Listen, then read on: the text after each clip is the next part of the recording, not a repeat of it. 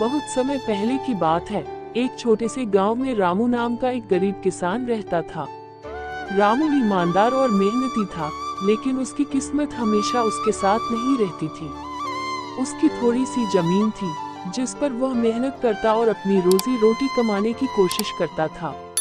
परंतु कभी सूखा पड़ता तो कभी बारिश उसकी फसल बर्बाद कर देती। गांव के पास एक बड़ा सेठ भी रहता था, जिसका नाम सेठ धनराज था।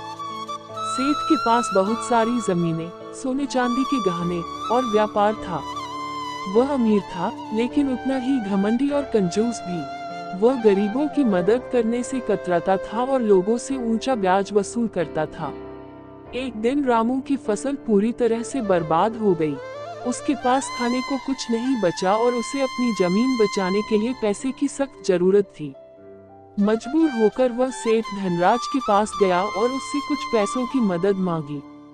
सेठ ने कहा, मैं तुम्हें पैसे तो दूंगा, लेकिन बदले में तुम्हारी जमीन गिरवी रखनी होगी। अगर 1 साल के भीतर तुमने पैसे वापस नहीं किए तो यह जमीन मेरी हो जाएगी। रामू के पास और कोई विकल्प नहीं था। उसने मजबूरी में अपनी जमीन सेठ के पास गिरवी रख दी और पैसे लेकर चला गया।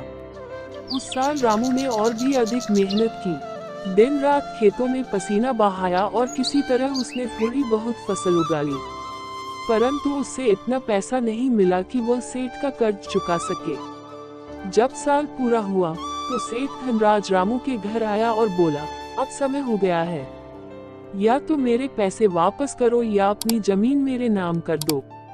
रामू की आंखों में आंसू आ गए। उसने हाथ जोड़कर सेठ से थोड़ा और समय मांगा, लेकिन सेठ ने उसकी एक न सुनी। तभी गांव के बुजुर्ग और अन्य किसान वहां इकट्ठा हो गए।